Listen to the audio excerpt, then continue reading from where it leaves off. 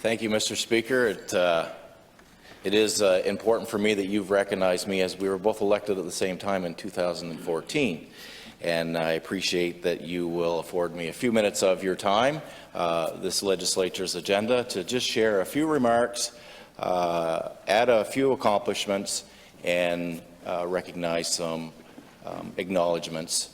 During my 10 years here, it's going to be very difficult to compact it into a few minutes, but I'll do my best to do that. To the House leaders from all parties, I'll try not to create an opportunity or a situation where there are too many points of order that will have to come from this afterwards. I'll keep it brief as possible and to the point.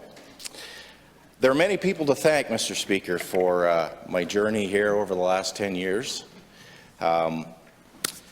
Besides all of you as my colleagues, former colleagues, and future colleagues, actually, that will encourage me to continue on in different capacities in different roles. But my main supporter throughout all this, and I'll get into the rest of the family, there's lots, but would be my wife, Kathy. Just 10 years ago, in 3 days, I was first nominated here in this legislature, 3 days before her 50th birthday. And today, Mr. Speaker, will be her 60th birthday, and we will celebrate that tonight.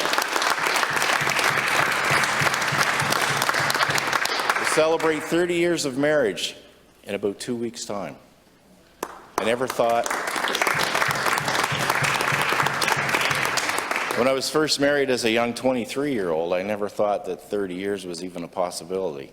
Seeing so many people around us in our society that marriages don't last very long, or they have issues all the way through. Now, there's always been some bumps in the road, but you work through those. And so for her to stand by me and understand that this job requires 24/7 attention to your constituents and the issues of the day is very important. And for any of you have done this job, know that your partners are a big part of that. And for anybody that's thinking about getting into this field, you really need the support of your family 24/7, because without them, you will not survive in this role. I also obviously have to acknowledge my mother, who has watched political drama for over 25 years. She's cried with us, and she's laughed with us, and she's celebrated with us. So thank you, Mom. To her husband.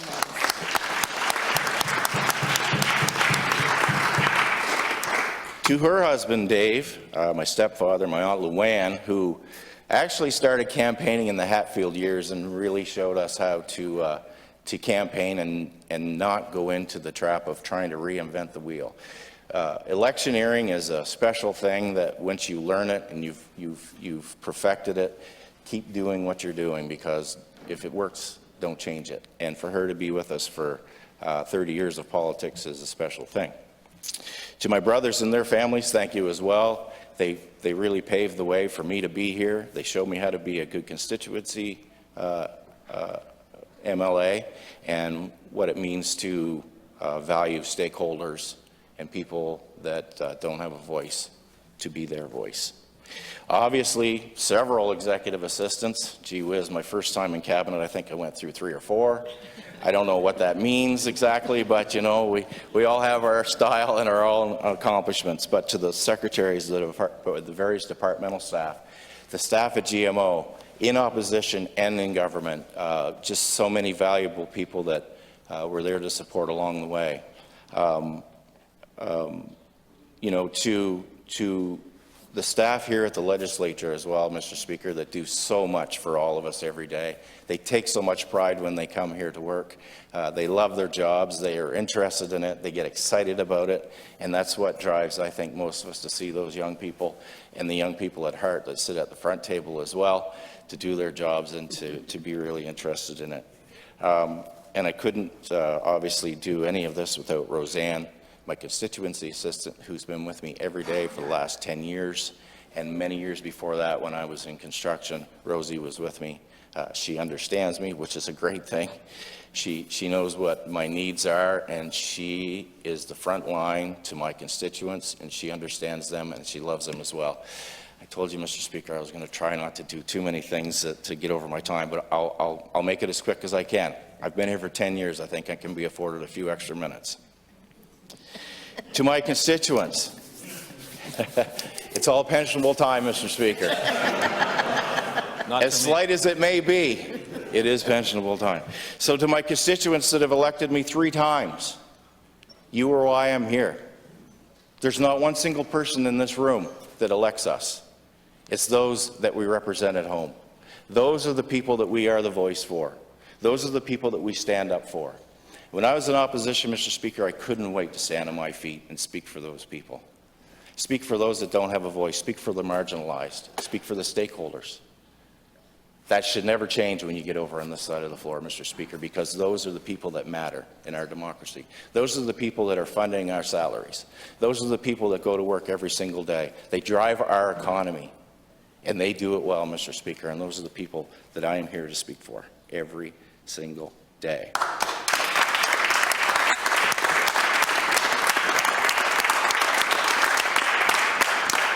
Just a couple more minutes.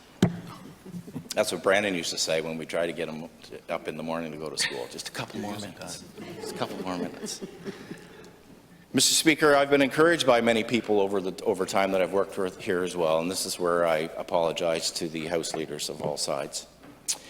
When I was first elected, I thought it was very overwhelming that I would have to maybe be asked to stand up and do a congratulatory message and do a member statement and then have questions for QP and then read on second readings and do all these things. And I was like, oh man, I don't know if I can do all that. But Bruce Fitch encouraged me. Yeah. Trevor Holder encouraged me. Bruce Northrop encouraged me. And it was people like that when you first start out here on the floor that tell you that you can do it. And the only way you're going to get good at it is if you do it. So for my colleagues that are here and colleagues that may come after me in the future, don't be scared to get on your feet and take your time. Speak your thoughts carefully, articulate them, but do it. Just do it.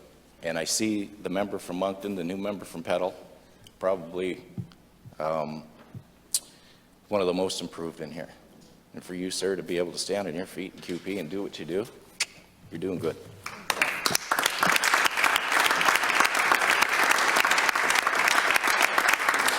Obviously, my brothers as well, Jody, I would sit in the back row over there and I'd be like, oh, I don't know if I can do this. And he'd turn around and he'd say, just get up and do it. Do it. Get on your feet and do it. So you work at that over time. You get to the point in your career when you can just maybe just write a few bullet points and stray off them and keep the speaker getting to the edge of his chair, and you keep doing those things and you keep getting good at it, and you work into what you can do here. To the defenders of democracy, defend this place with everything that you have. Defend the democracy that serves us so well. Speak for those that cannot speak for themselves. There's a reason why we all say that the majority can look after themselves, but it's the minority we govern for on their behalf. Continue to do that. That is our role, to speak for those people that can't speak for themselves. Because without that, society fails. So continue to do that.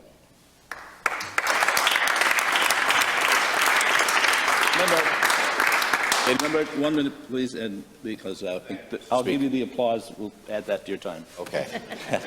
Thank you. Appreciate you for that. I only have a few brief accomplishments that I want to talk about. Obviously, when we were in opposition, Marwood, our pressure treating plant in Tracyville, lost their important contract that they had kept for 40 years to provide pressure treated poles for NB Power. And when we came into government in 2018, our Premier and my colleagues knew it was very important that we have a New Brunswick First procurement strategy. And that has evolved over time, Mr. Speaker, so that we not only just supply our pressure-treated lumber to the government, but we also supply our fire trucks right here from New Brunswick and our snowplows and many other things. That is so important to the economy of New Brunswick. It isn't even funny. I've been able to build trails and bridges and with the gas tax money and work with watershed groups and things like that and probably pave more kilometers and chip seal more kilometers than I know what to do with over the last 10 years, and there's much more to do. So we'll continue working at that.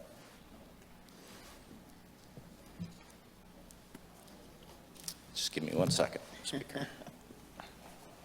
Give you many seconds. But my greatest accomplishment is sitting here over my right shoulder.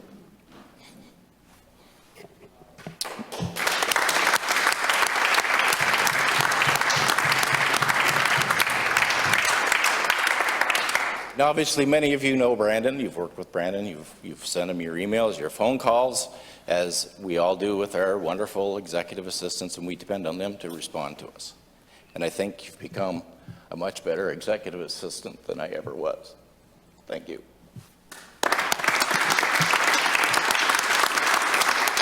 I said I wouldn't do that, Speaker, so I'll leave with this. So leave it all on the table when you come here. Take all the shots that you can take. Never give up on some of your files. You may not complete them all. You may not accomplish everything, but keep working. And as a great one said, you miss 100% of the shots you never take. Have no regrets. Thank you.